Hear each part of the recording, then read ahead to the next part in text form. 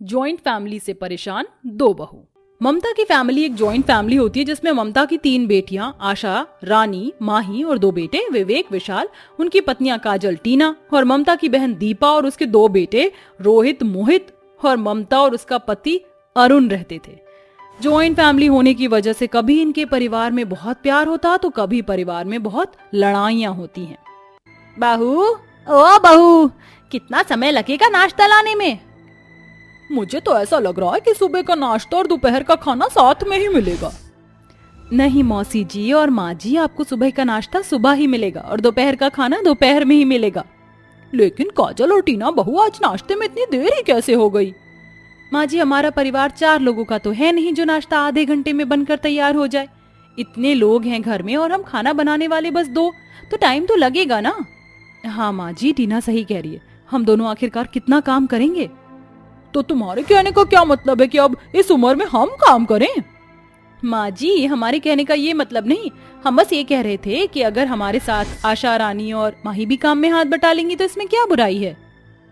भाभी, आप तो जानती हैं ना कि हमें कॉलेज जाना होता है और कॉलेज के बाद हमारी क्लासेस भी होती हैं, तो हम घर के काम कैसे कर सकते हैं? हाँ भाभी, और मेरी तो डांस क्लासेस भी होती हैं। अगर कोई हमारे घर के काम में हाथ नहीं बटा सकता तो कम से कम बाहर के काम में तो हाथ बटा दे। रोहित और मोहित, तुम दोनों घर के जितने भी बाहर के काम होते हैं वो कर लिया करो, इससे हमारी भी मदद हो जाएगी। भाभी, आप तो जानती हो ना कि मुझे क्रिकेट मैच खेलना जाना होता है, तो मैं कैसे बाहर का काम कर पाऊंगा। और भाभी, मुझे तो विवेक को विशाल भैया के साथ दुकान पर जाना होता है, तो मैं तो बाहर का काम कर ही नहीं सकता। सबको हमेशा कुछ ना कुछ बहाना करके काम से बचना ही होता है। देखा भाभी, ये लोग हमेशा ही ऐसा करते हैं, जब भी इन्हें कोई काम दो तो कोई ना कोई बहाना मार कर निकल ही जाते हैं। हाँ टीना, तुम ठीक कह रही हो, इस फैमिली में हम बहू बनकर आए थे और अब नौकरानी बनकर रह चुके हैं। मुझे तो पहले से ही जॉइंट फैमिली पसंद नहीं थी, लेकिन अब देखो ऐसा लग रहा है कि किसी परिवार में नहीं बल्कि चिड़ियाघर में रह रहे हूँ। हाँ भाभी, ठीक कह रही हो, पूरा दिन काम करते करते मेरी तो कमर में दर्द हो जाता है। इतने बड़े परिवार के होने के बावजूद भी टीना और काजल ही पूरे घर को संभालती थी। इतना बड़ा परिवार होने के बाद भी कोई भी इनकी मदद नहीं करता था। सुनील जी, वो मैं सोच रही थी कि हमें काम वाली रख लेते हैं। अब मुझसे और टीना से घर के इतने सारे काम अकेले नहीं हो पाते हैं। अगर नौकरानी हो जाएगी तो हम पर काम का प्रेशर थोड़ा कम हो जाएगा। काजल, बात तो तुम्हारी ठीक है, लेकिन तुम जानती हो ना आजकल मेरा और विशाल का काम कुछ ठीक नहीं चल रहा है। अभी हमारे पास इतने पैसे नहीं है कि हम किसी काम वाली को रख सकें, तो इसलिए कुछ महीने तुम और टीना थोड़ा एडजस्ट कर लो। मेरी माँ ने ठीक ही कहा था कि इतनी बड़ी जॉइंट फैमिली में शादी मत कर, लेकिन मैं तो प्यार में अंधी हो गई थी। शादी करके तो मेरी किस्मत ही फूट गई। कहाँ मेरे मायके में सिर्फ हम 3 लोग थे और कहाँ यहाँ पूरा का पूरा कुटुम्बा बसा हुआ है। लेकिन काजल, जॉइंट फैमिली में रहने से प्यार बढ़ता है। और एक बात बताओ, अगर हम अलग रहते हैं तो कभी कोई प्रॉब्लम आ जाए तो कोई तो घर में होना चाहिए ना। तुम और तुम्हारी ये बातें, मुझे तुम्हारी ये बातें सुनने में कोई भी इंटरेस्ट नहीं है। तुम्हें कुछ काम नहीं है, लेकिन मुझे बहुत काम है। मैं चली खाना बनाने। अरे लेकिन काजल, सुनो तो। काजल दिन भर का सारा गुस्सा अपने पति पर निकाल देती है। काजल अपने पति की एक बात नहीं सुनती। ऐसा ही कुछ हाल टीना और उसके पति विशाल का भी होता है। टीना डार्लिंग, जरा 1 कप चाय तो बना दो, तुम्हारे हाथ के चाय पीने का बहुत मन कर रहा है। हाँ, दिन भर तो यही काम है मेरा। पूरा दिन घर का काम करो और रात में भी चैन नहीं। रात में भी इन्हें चाय पीनी है। एक दिन चाय नहीं पियोगे तो मर नहीं जाओगे तुम। इतना गुस्सा? मैं तो मजाक कर रहा था, भला इतनी गर्मी में चाय कौन पीता है। टीना और काजल घर की जिम्मेदारियों को संभाल संभाल कर थक चुके थे। टीना और काजल के मायके में ज्यादा लोग नहीं थे, उनकी सिंगल फैमिली थी, जिस वजह से उनको सिंगल फैमिली में ही रहने की आदत थी। शादी के बाद इतने बड़े परिवार को संभालने में उन्हें काफी परेशानी होती है। ऐसे ही कई दिन बीत जाते हैं और एक दिन, काजल बहू, ओ काजल बहू, इधर तो आना जरा। जी माँ जी, बोलिए, क्या हुआ? तेरे ससुर जी 10 किलो गेहूं लेकर आए हैं, तो जाकर उन्हें धोकर सुखा दे, उसके बाद उन्हें पीसकर उनका आटा बना दियो। क्या? 10 किलो गेहूं, वो भी धोकर सुखाकर उनका आटा बनाना है? हाँ बहू, जल्दी से जाकर गेहूं धोकर सुखा दे। आज धूप अच्छी कितनी निकली है, तो गेहूं भी सूख जाएंगे। अगर बारिश हो गई ना तो न जाने गेहूं कब धुलेंगे और कब सूखेंगे। हे भगवान, ये मैं कैसे घर में फंस गई हूँ। एक तो सुबह से घर का काम करो, इतने लोगों का खाना बनाओ, कोई भी हाथ नहीं बटाता। अब ऊपर से 10 किलो गेहूं धो और इनका आटा बनाओ। इंसान हूँ या घर मशीन? क्या हुआ बहू, क्या सोच रही है? जा जल्दी। माँ जी लेकिन मैं इतने सारे गेहूं अकेले कैसे पीसूंगी? आप तो जानती है ना घर में कितने सारे काम होते हैं। तो क्या हुआ बहू, तो टीना बहू को ले जा, वो तेरा हाथ बटा देगी काम में। ठीक है माँ जी। अब टीना और काजल दोनों ही मिलकर गेहूं साफ करती हैं। मैंने तो सोचा था कि घर में से कोई मेरे साथ गेहूं साफ करेगा, लेकिन इन्होंने तो तुम्हें ही भेज दिया। अब यहाँ गेहूं साफ करें या घर के बाकी काम करें? टीना और काजल अब घर के काम करके बहुत थक चुकी थी। ज्यादा काम करने की वजह से दोनों की तबीयत बहुत ज्यादा खराब हो जाती है। डॉक्टर, क्या हुआ मेरी बहुओं को? वो ठीक तो है ना? देखिए, घबराने की कोई बात नहीं है। लगता है ज्यादा काम करने की वजह से इन दोनों की तबीयत खराब हो गई है और इन्हें काफी वीकनेस भी हो गई है। मैंने कुछ दवाइयां लिख दी हैं, बस आप इन्हें टाइम पर दे दीजिएगा और कोशिश करिएगा कि 1 हफ्ते तक ये बेड रेस्ट ही करें। डॉक्टर की बात सुनकर सारा परिवार टीना और काजल के लिए काफी दुखी होता है और सबको ये एहसास हो जाता है कि अगर वो सब मिलजुल कर घर के सारे काम साथ में करते तो आज काजल और टीना की ऐसी हालत नहीं होती। काजल और टीना की तबीयत खराब होने की वजह से घर के सारे काम बाकी सभी लोगों ने मिलकर करना शुरू कर दिया और सारा परिवार टीना और काजल का भी बहुत अच्छे से ध्यान रख रहा था। अपने परिवार को अपना इतना ख्याल रखता देख टीना और काजल बहुत खुश होती हैं। मुझे तो लगता था कि आप सभी लोगों को हमारी कोई फिक्र नहीं है, लेकिन मैं गलत सोच रही थी। नहीं मेरी बहुओं, तुम गलत सोच रही हो। बहुओं का फर्ज होता है घर की सारी जिम्मेदारियों को संभालना। यही सोचकर मैंने तुम दोनों को ही घर की सारी जिम्मेदारी दे दी थी, लेकिन मैं भूल गई थी कि तुमको भी आराम की जरूरत है। इसलिए अब से मैंने ये सोचा कि हम सब लोग काम आपस में बांट लेंगे, जिससे कि किसी पर भी काम का ज्यादा दबाव नहीं पड़ेगा। अपनी सास के मुंह से ऐसी बातें सुनकर टीना और काजल की आंखों में आंसू आ जाते हैं। अब ममता का सारा परिवार मिलजुल कर ही घर के और बाहर के सारे काम करता, जिससे काजल और टीना पर काम का किसी भी तरह का कोई दबाव नहीं पड़ता। दुर्गा अपने 5 बेटों और 2 बहुओं के साथ रहती थी। वो लोग अमीर थे, एजुकेटेड भी थे और सभी काफी खुली हुई सोच के थे। सब कुछ फैमिली में सही चल रहा था कि एक दिन दुर्गा के तीनों बेटे गलों में वरमाला डाले हुए अपने साथ एक एक लड़की लिए अपने घर पहुंचे। ये कौन है बेटा? वो माँ, ये वो। अरे ये क्या, आपने ये वो क्या लगा रखा है? हम बतावत हैं, हम है की बाइक। रश्मि, वो बाइक नहीं, वाइफ होता है। सही बोले सासू माँ, तो ई का मतलब हुआ कि हम आपकी बहू हैं। अरे अरे अरे हे भगवान, क्या बस यही दिन देखना बाकी था? अरे बेटा, क्या मैंने तुम्हें इतनी अच्छी शिक्षा संस्कार इसीलिए दिए थे कि तुम एक दिन इस सबको मिट्टी में मिलाकर ऐसी गंवार बहुएं ले आना? सासू माँ, डोंट जज अ किताब बाय इट्स पत्ता, समझ आई? सभी की आवाज सुनकर दुर्गा की बड़ी बहुएं भी निकल आई और उन तीनों को देखकर बोली, देवर जी, ये किन गांधी जी के बंदरों को पकड़ लाए हो? हाँ, हम कोनो गांधी अम्मा के बंदर नहीं होवत हैं, बात अकल में घुसी की नहीं। वो गांधी अम्मा नहीं, हमारे देश के आन बान और शान गांधी जी हैं। हाँ सारी, हमको पता नहीं था। अब सभी बातें बाहर ही कर लोगे क्या? माँ प्लीज, आप भी हमारी पसंद को अपना लो।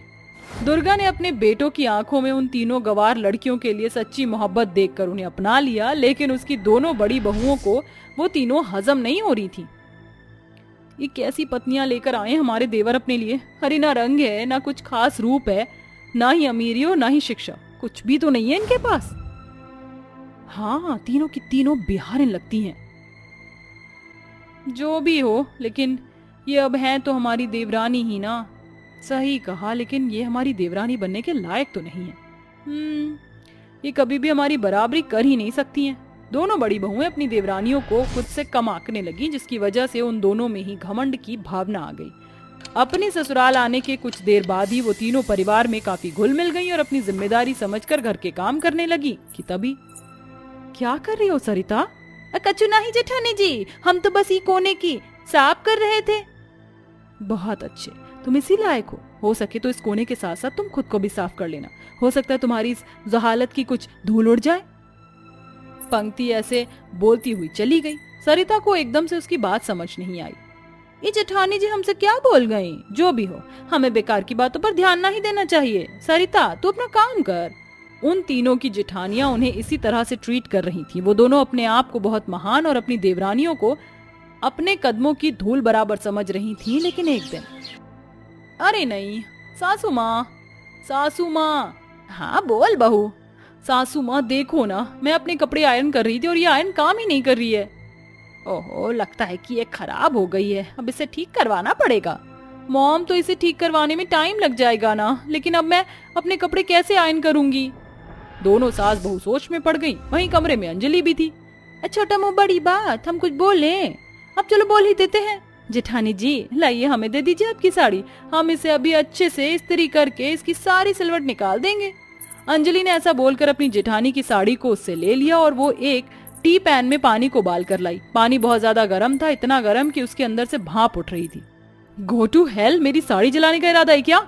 जेठानी जी हमको ये साड़ी दे दीजिए, हम इसे जलाएंगे नहीं, नई जिंदगी दे देंगे। अंजलि ने अपनी जेठानी से साड़ी को छीन लिया और उसे वहीं बेड पर बिछाकर पैन के तले को उसके ऊपर फेरना शुरू कर दिया। तला गर्म होने की वजह से साड़ी की सारी सिलवट दूर हो गई, जिसे देख दुर्गा अपनी बहू से बहुत खुश हुई। वाह बहू, आज तो तूने जीनियस वाला काम किया है, मैं तो तेरे इस जुगाड़ की फैन हो गई। थैंक। अंजलि की इतनी तारीफ सुनकर उसकी जेठानी नीमा उससे जलने लगी, तो वहीं दूसरी तरफ रश्मि से उनके घर का एक कीमती गमला टूट गया। अरे देवा, हे इष्ट हे रामा, अब हमरा क्या होगा? हमका तो हमारी चांडाल जेठानी जी कच्चा काट खाएंगी, अब हम क्या करेंगे? ऐ दैया। रश्मि ने घर के फ्रिज से निकालकर एक सुंदर सी बोतल को आधा काट दिया और उन फूलों को उस कटी हुई बोतल में लगा दिया। वाह रश्मि, मान गए तुझे। इस 100 रुपया की बोतल उस 1000 रुपए के सड़े हुए गुलदान से ज्यादा सुंदर है। अब ऐसी हो जा जैसे कुछ हुआ ही नहीं है। रश्मि के जुगाड़ू दिमाग ने उसे लगभग बचा ही लिया था, लेकिन ऐसे कैसे देवरानी जी? अब तुम्हारी ये गलती माँ जी तक जरूर जाएगी। वो ऐसे बोलकर अपनी सास को बुलाकर ले आई और उसे सब कुछ बता दिया। वो गुलदान दुर्गा का मनपसंद था। दुर्गा एक दफा उस गुलदान की तरफ देखती तो एक दफा रश्मि को। अब तेरी सहमत आई है रश्मि, हे देवा हमें बचा ले। वाह बहू, कमाल कर दिया।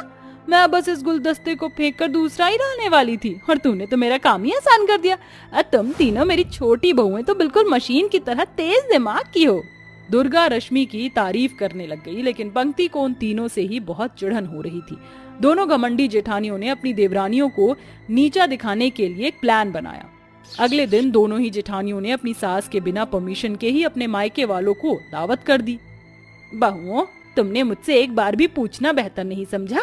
अरे अगर तुम मुझसे बोल देती तो मैं तुम्हारी देवरानियों के परिवार की भी दावत करवा देती। यही तो हम नहीं चाहते थे। मेरा मतलब ऐसा हम फिर कभी कर लेंगे सासू माँ, बस हम अपने घर वालों को ही बुला लेते हैं। इसी तरह दोनों सास बहुओं में बात हो रही थी कि तभी दरवाजे की घंटी बजी और पंक्ति ने दरवाजा खोला और वहाँ उनके परिवार वाले खड़े हुए थे। माँ जी, भैया आइए, बैठिए। वहाँ पर पूरे 7 लोग थे। 3 पंक्ति के घर के थे, उसकी माँ, बाबा और भाई, और 4 नीमा के परिवार से थे, उसकी माँ, बाबा, भाई और भाभी। सभी आकर बैठ गए और सरिता उनके लिए पानी लेकर आई। लीजिए पानी। हाँ यही रख दो। नीमा की माँ उसे गौर से देखने लगी और फिर उसने उससे पूछा, ये कौन है? ये माँ हमारी देवरानी जैसी नौकरानी है। नीमा ने अपनी तीनों देवरानियों की अपने परिवार के सामने बहुत बेइज्जती की, लेकिन बेचारी तीनों गांव की शरीफ लड़कियां कुछ भी नहीं बोली। इसी तरह से शाम हो गई और अब दोनों घमंडी जेठानियां किचन में खाना बनाने पहुंची। अरे नहीं पंक्ति, क्या हुआ? मैं तो गैस बुक कराना ही भूल गई, अब क्या होगा? दोनों जेठानियां बहुत डर गईं। तभी सरिता और उनकी दोनों देवरानियां वहां आई। इजाजत हो तो क्या हम कुछ मदद करें? तुम क्या करोगी? देखती रहिए। तीनों तेज दिमाग की गवार बहनों ने घर के बाहर 2 ईंटों का चूल्हा बना लिया और पूरे परिवार के लिए मिलकर चूल्हे पर खाना बनाया। उन तीनों को खुद के इतना बुरा सलूक करने के बावजूद भी इतनी मदद करते देख दोनों घमंडी जेठानियों का घमंड चूर चूर हो गया। हमें माफ कर दो, हमने तुम्हें इतना बुरा भला कहा, लेकिन तुमने हमारी मदद की। समझ नहीं आता हम तुम्हारा किन शब्दों में शुक्रिया अदा करें। हमें माफ कर देना, हमका ये सब पसंद नहीं, ज्यादा माफी ना मांगिए। ऐसा ही बोला था सरिता। उनकी बोली को सुनकर दोनों जेठानियों को हंसी आ गई और इसी तरह उन तीनों में दोस्ती हो गई। जब उन्होंने चूल्हे पर बना खाना अपने परिवार को खिलाया तो सभी खुश हो गए और सभी एक साथ खुशी खुशी रहने लगे।